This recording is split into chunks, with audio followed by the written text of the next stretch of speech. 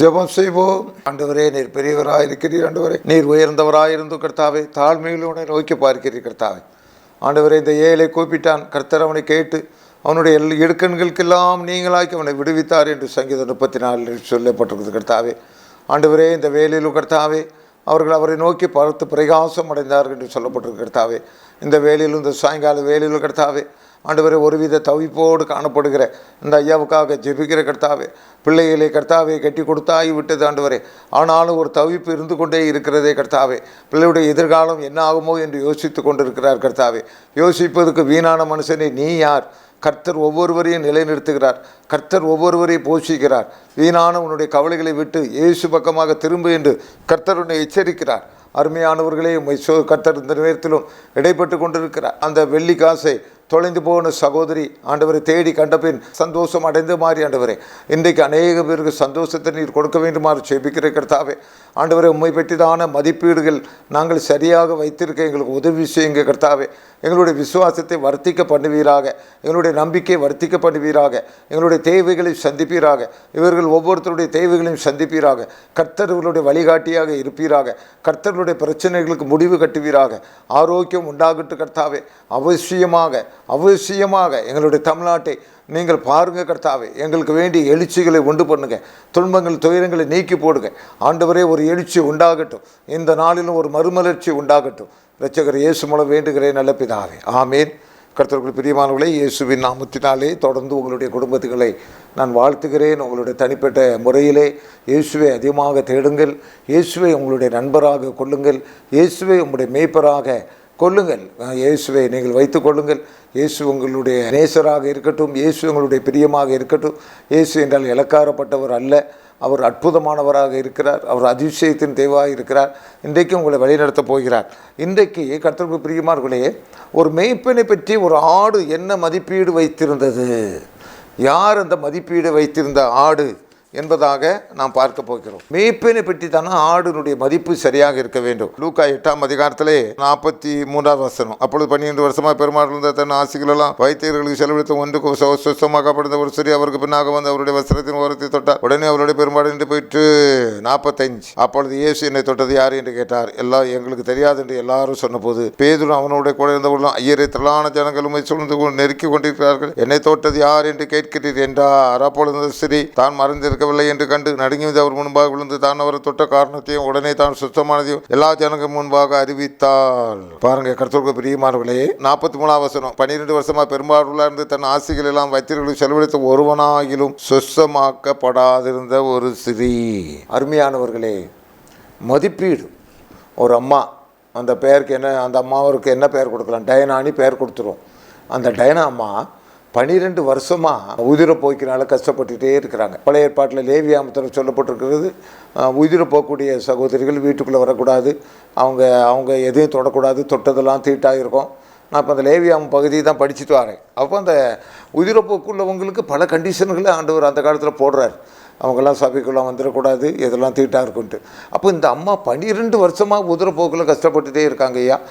ஒரு ஃபங்க்ஷனுக்கு போக முடியாது, வீட்டுக்குள்ளே வர முடியாது, எப்போ அந்த உதிரப்போக்கு அவங்களுக்கு வெளிப்படணும்னு தெரியாது. பலவிதமான கஷ்டத்தில் அனுபவிச்சுட்ருக்காங்க ஐயா.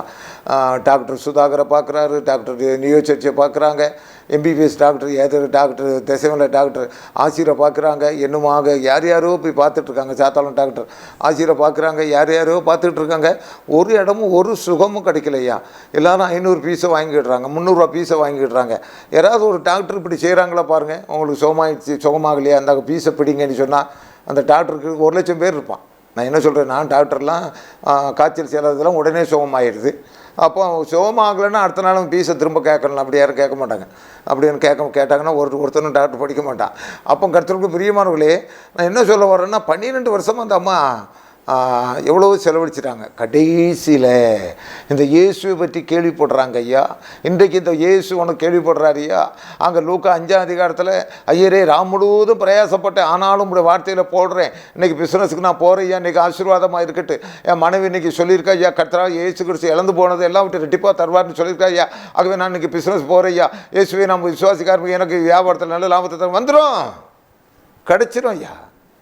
ஆக கர்த்தருக்கு பிரியமானவர்களே, லூக்காவிலே பார்க்கிற வழியில் 8ஆம் அதிகாரத்தில் இந்த சகோதரி 12 வருஷமாக எவ்வளவோ செலவு பண்ணாங்க ஐயா, எவ்வளவோ காரியத்துக்கு செலவு பண்ணாங்க. ஆனால் ஒன்றுமே கிடைக்கல. கடைசியில் கேள்விப்படுறாங்க, இயேசுதான் தெய்வம், இயேசுதான் பரிகாரி, அவரால் முடியாத காரியம் ஒன்றுமில்லை. ஒரு செகண்ட் யோசித்தாங்க ஐயா. வந்துட்டு என்ன காரியம் செஞ்சாங்க ஐயா? ஏன் ஆண்டவருடைய வஸ்திரத்தின் ஓரத்தை தொட்டாங்க. இந்த துணி துவைக்கின்ற வேலையிலெல்லாம், துணியை துவைச்சி போடும்போதெல்லாம், ஐயோ ஆண்டவரே என் கஷ்டம் என்னைக்கு நீங்கள் போதும் ஆண்டவரே, நான் ஒரு சபைக்குள்ளே போக முடியலையே, ஒரு சடங்கு வீட்டுக்கு போக முடியலையே, ஒரு கல்யாண வீட்டுக்கு போக முடியலையே ஆண்டவரே, இப்படி துணியை துவைச்சிக்கிட்டே இருக்கிறேன் ஆண்டவர், என்னைக்கு நிற்கும். அப்போ ஒரு முடிவெடுத்தாங்க அந்த சகோதரி. ஒரு மதிப்பீடு, ஆண்டவர் மேலே ஒரு மதிப்பீடு வந்துட்டு, என்னுடைய மேய்ப்பர் நல்லவராக இருக்கிறார், என்னுடைய மேய்ப்பர் வல்லவராக இருக்கிறார், அவர் படுகொலிலிருந்து தூக்கி எடுக்க வல்லவராக இருக்கிறார், எவ்வளவு நட்டப்பட்டாலும் ஆண்டவர் தூக்கி எடுக்க நல்லவராக இருக்கிறார், எத்தனை கோடி நஷ்டமடைந்தாலும் ஆண்டவரால் தூக்கி எடுக்க முடியும், நான் எவ்வளவு செலவழித்தாலும் பரவாயில்ல, அதெல்லாம் ஓரங்கட்டு. 12 வருஷத்தை ஓரம் கட்டிட்டாங்க. இப்போ நினச்சாங்க, இந்த வஸ்திரத்தினுடைய ஓரம், இந்த வஸ்திரத்தினுடைய இந்த அழுக்கு, இந்த கந்த, இந்த பாடு நிற்கணும்னா ஆண்டுடைய வஸ்திரத்தினுடைய ஓரத்தை தொட்டா போதையா. அந்த எந்த வியாதி சம்மந்தப்பட்டதோ அதுக்கு வந்துட்டாங்க ஐயா. நான் டாக்டருக்கு நிறைய பேர் சாட்சி கேட்டிருக்கேன். டாக்டர் கொண்டு 1 லட்ச ரூபா கொடுக்க போகிறேன் ஆண்டவரே, வேண்டாம் ஆண்டவரே, இந்த மாதத்தில் நான் 10,000 ரூபா கொடுத்து விடுறேன் ஆண்டவரே, என் பிள்ளைக்கு இந்த கேன்சர் சோமாகட்டும், முதலாவது கொடுத்து பாரு ஆண்டவர், நீங்கள் சோதித்து பாருங்கள், ஆண்டவர் செயல்படுறாரா இல்லையான்னு பாருங்கள், நிச்சயமாக இறங்குவார். இந்த அம்மா அந்த வஸ்திரத்தை துவைச்சி 12 வருஷமாக கஷ்டப்பட்டுட்டு எந்த டாக்டர்கிட்ட போனாலும் அவங்க எவ்வளோ எழுதினாலும் அங்கே வேலைக்கே ஆகலை. கடைசியில் மதிப்பீடு ஆண்டவர் மேலே வச்சாங்க ஐயா, நம்பிக்கையை ஆண்டவர் மேலே வச்சாங்க, ஒரு மதிப்பீடை வச்சாங்க. இந்த மேசியா, இந்த மரியாளுடைய மகன், இந்த மேசியா, இந்த கிறிஸ்து, இந்த இயேசுநாதரை நான் வஸ்திரத்தினுடைய ஓரத்தை தொட்டா, இங்கே நான் வஸ்திரம் துடைக்கிறது, நான் துணியை துவைச்சி காய போட்டுக்கிட்டே இருக்கிறேனே, ஐயோ என்னுடைய 12 வருஷம் பெருமாடு நின்றுடுச்சியா, நின்னே போயிடுச்சு. அந்த இயேசு அன்னைக்கு தான் அந்த பொம்பளை தான் தொடருமா, இன்னைக்கு நீ தொடரலாமே, சுகர் காணாமல் போயிருமே, நீ ஆண்டவருடைய இருதயத்தை தொடு. ஆண்டவரே இந்த மாத்திரை எனக்கு வேண்டாம் கர்த்தாவே. இன்றைக்கு இப்பொழுது நான் ஒரு 1/2 மணி நேரத்துக்கு முந்தி அற்புத நேரத்தில் கலந்துக்கிட்டேன். இப்போ கடைசியாக ஒரு அம்மா சாட்சி சொன்னாங்க, 85 வயசு அந்த அம்மாவுக்கு, என்கிட்ட பேசுகிற அம்மாவுக்கு 67 வயசு, நான் மருந்து மாத்திரை எடுக்கிறதே இல்லை. எவ்வளோ பெரிய விசுவாசம். நீ இயேசுவின் நாமத்தினாலே எனக்கு மருந்து மாத்திரை நான் எடுக்க மாட்டேன் அப்படின்னு இருந்தால் இருக்கலாம், கர்த்தர் சுகத்தை கொடுப்பார். அவரால் முடியாத காரியம் ஒன்றுமில்லை. ஆக ஆண்டவரை பற்றி ஒரு மதிப்பீடு, எம்பிபிஎஸ் டாக்டர் மதிப்பீடுலாம் அந்த அம்மா ஓரம் கட்டிட்டாங்க. என் தேவன் தான் எம்பிபிஎஸ் டாக்டர்லாம் படைச்சி வச்சிருக்கிறாரு, மருந்தெல்லாம் அவர்கிட்ட தான் இருக்குது. ஆகவே அந்த வீட்டிலிருந்து வரும்போதே விசுவாசத்துக்கு வந்தாங்க ஐயா. நீ ஆலயத்துக்கு செல்லும் போதே ஒரு விசுவாசத்தில் போ, சேப்பின் மண்டிக்கு காணிக்க வைக்கும் போதே ஒரு விசுவாசத்தில் போ. நீ எந்த மீட்டிங் யார் பிரபலம் நடத்தினாலும் சரி, ஏசு இன்னைக்கு பேசுவார், நீ பேனா ஒரு சின்ன பையன் ஜெபம் பண்ணால் போதையா பெரிய விடுதலை கிடைக்கும். என் வாழ்க்கையில் நான் சொல்கிறேன் ஐயா, நான் பெரிய ஊழியக்காரர்களும் ஒரு நாளும் போய் தலையை கொடுத்ததில்லை, கொடுக்கவும் மாட்டேன். ரோட்டில் போகிற ஒரு ஊழியக்காரரை பார்ப்பேன், பைபிள் எடுத்துகிட்டு போனால் உடனே கூடுவேன், ஐயா வாங்க ஐயா ஒரு ஜெபம் பண்ணுங்கய்யா, ஐயா ஒரு ஜெபம் பண்ணுங்க, எதுக்காக நீங்கள் ஜெபம் பண்ணிட்டு போங்க, ஒரு காணிக்கை கொடுத்தான்னு. என்ன மிரக்கல் நடக்கையா, நீ பெரிய தலையெல்லாம் நம்பி ஓடிட்டு ஏமாந்துட்டு கிடக்கிறிய. கடவுள் கடவுள் ஐயா, அவர்கிட்ட போய் தலையை கொடு, அவர்கிட்ட நீ பேசு, அவரும் பிரச்சனை தீர்ப்பார். நானே உன் பரிகாரியான கர்த்தர்னு சொல்லியிருக்காரு ஆண்டவர். இங்கே சொல்கிறார், நானே உன் பரிகாரியான கர்த்தர். அவர் சொன்னால் சொன்னது தானே, அதை மாற்ற யாராலே முடியும்? சொல்லுங்கர்த்தாவே, இப்போதே சொல்லுங்கர்த்தாவே, வெல்லுங்கர்த்தாவே, இன்றைக்கே வெல்லுங்கர்த்தாவே. இன்னது தேவை அறிவாரே, இன்னபடி செய்யணும் கூறுவாரே. கவலைப்படாதே, ஒன்றுக்கும் கவலைப்படாதே.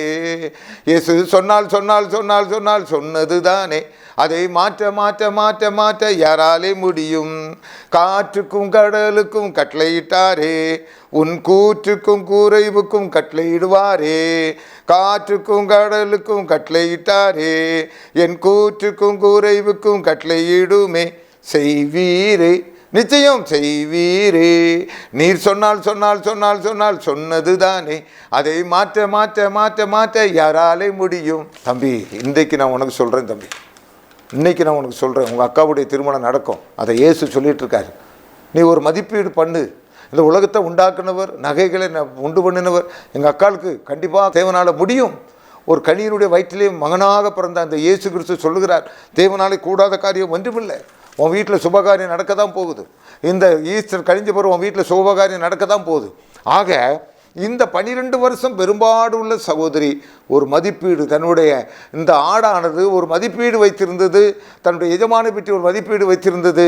என்னுடைய எஜமான் சர்வ வல்லவராக இருக்கிறார், அவராலே முடியாத காரியம் ஒன்றுமில்லை. என்னை ரட்சித்தவர், என்னை பாவத்திலிருந்து ரட்சித்தவர், என்னை சாபத்திலிருந்து ரட்சித்தவர். இந்த சென்னை பட்டணத்துக்கு நான் எம்டியாக வந்தேன், ஒன்றுக்கு உதவாதவனாக வந்தேன், வேலை தேடி வந்தேன், அங்கெங்கே அலைந்து திரிந்து கொடுத்தேன். எனக்கு ஒரு கல்யாணத்தை நடத்தி வைத்து எனக்கு பிள்ளைகளை கொடுத்து இன்னைக்கு பேர பிள்ளைகளை பார்க்க வைத்திருக்கிறாரே, இவர் எவ்வளவு பெரியவர், இவர் வாழ்க, இந்த இயேசு வாழ்க, அவருடைய வருகையிலே நான் ஏறெடுக்கப்படுவேன், அவருடைய வருகையிலே நான் இருப்பேன், நிச்சயமாக இருப்பேன். இயேசு இந்த உலகத்துக்குரியவர் மாத்திரமல்ல, நித்திய ஜீவனை கொடுக்கக்கூடியவராக இருக்கிறார். கர்த்தராகிய இயேசு கிறிஸ்து தானே. இந்த 12 வருஷம் பெரும்பாடு உள்ள சகோதரிக்கு அவருடைய மதிப்பீடு எப்படி இருந்தது என்றால், கர்த்தருக்கு பிரியமானவர்களே, என் தேவனாலே முடியாத காரியம் ஒன்றுமில்லை. எனக்கு இன்றைக்கு இப்பொழுதே என்னுடைய வியாதி நீங்கி போகும், நீ விசுவாசித்தால் தேவனுடைய மகிமையை காண்பாய் என்று நான் உனக்கு சொல்லவில்லையா? லாசருடைய கல்லறையிலே நின்று கொண்டு ஆண்டவர் பேசின காரியத்தை இன்றைக்கு உன்னிடத்தில் பேசிக் கொண்டிருக்கிறாய். நடக்க முடியாத உன்னுடைய மகனுடைய கால்கள் நடந்துவிடும். தேவன் அந்த பலவீனத்தை எடுத்து போடுவார், அந்த போலியோ வேதியை கர்த்தர் நீக்கி போடுவார், உனக்கு நல்ல கண் பார்வையை தருவார், உன்னுடைய முடங்கி போன உன்னுடைய தொழிலை ஆண்டவர் புதுப்பிக்க போகிறார். தேவனுடைய வாய் சொல்லிக் கொண்டிருக்கிறது. தேவன் செய்யாமல் யார் செய்ய முடியும்? ஆகவே 12 வருஷம் பெரும்பாடு உள்ள அந்த சகோதரி ஒரு மதிப்பீடுக்கு வந்திருந்தார்கள். அந்த ஆடு ஒரு மதிப்பீடுக்கு வந்திருந்தது. என் தேவனாலே நான் ஒரு மதிலை தாண்டுவேன், என் தேவனாலே நான் பராக்கிரமம் செய்வேன். அன்றைக்கு தாவீது ராஜாவுடைய ஒரு மதிப்பீடு எப்படி இருந்தது? என் தேவனாலே நான் ஒரு பராக்கிரமம் செய்வேன். இன்றைக்கும் தேவன் உனக்கு ஒரு ஆசீர்வாதத்தை கட்டளையிட போகிறார். தாவீது ராஜாவுடைய வாழ்க்கையிலே நடந்த ஒரு சம்பவத்தை சொல்லி நான் உங்களுக்கு இந்த செய்தியை நிறைவு செய்கிறேன். 1 சாமுவேல் 30ஆம் அதிகாரத்திலே தாவீது ராஜா இப்பொழுது 600 பேர் கூட இருந்தார்கள். அங்கே அமலேக்கியர் வந்து பிடித்து கொண்டு போனதுனாலே 600 பேர் கள்ளத்தூக்கி கையில் வச்சிருக்கான். இந்த தாவீதால தான் நமக்கு வந்துச்சு. இவ்வளோ நாள் அவனால் போஷிச்சான், உன் குடும்பத்தை காப்பாற்றினா, அதெல்லாம் அவனுக்கு ஞாபகம் இல்லை. இப்பொழுது பொண்டாட்டி பிள்ளைகளாம் அமலேக்கியர் எங்கிருந்த வந்து பிடிச்சிட்டு போயிட்டாங்க, கையில் கல்லை வச்சுட்டு உட்காந்துட்டு இருக்கான். ஐயா எல்லாம் கவனியா, தாவீது ராஜா எப்படி நம்பிக்கைக்கு வந்தான்? 600 பேர் சூழ்ந்து கொண்டிருக்காங்க, இவனுக்கு ஆதரவாக ஒரு குஞ்சு கூட இல்லை. ஆனால் ஏபேத்தை அங்கே கொண்டு வான்னு சொன்னாயா. ஏபேத்தை அங்கே கொண்டு வந்த உடனே நான் அந்த தண்டை பின்தொடரவா முடியுமா? பிடித்துக் கொள்வேனா? தேவனுடைய வார்த்தை வந்தது, அதை பிடித்துக் கொள்வாய். இத்தனை வருஷம் இழந்து போனதை, அந்த வராத கடன் வராமல் போனாலும் திரும்ப ஒரு வருமானத்தை தேவன் உனக்கு கொடுப்பார், திரும்ப ஒரு ஆசீர்வாதத்தை கொடுப்பார். நீ எழுந்து நடப்பாய், நீ கால் ஊண்டி நிற்பாய். தேவன் ஒரு ஆசீர்வாதத்தை கொடுத்தார். போனாயா அந்த தண்டில் அங்கே சொல்லப்பட்டிருக்கிறது 1 சாமுவேல் 30 ஒன்று கூட விடாமல் பிடித்து கொண்டான் ஐயா. எல்லாவற்றையும் திருப்பி கொண்டு வந்தான் ஐயா. உன்னுடைய மதிப்பீடு தேவனை பற்றி எப்படி இருக்கிறது? உயர்ந்த மதிப்பீடு வைத்துக்கொள். என் தேவனாலே பராக்கிரமம் செய்வேன், என் தேவனாலே ஒரு சேனைக்குள் பாய்ந்து செல்வேன். இந்த மதிப்பீடு உனக்களாக வருவதாக தேவன் இந்த வார்த்தைகளை ஆசீர்வதிப்பதாக. நல்ல தகப்பனே, உடைய பாதத்திலே விழுகிறோம் கர்த்தாவே.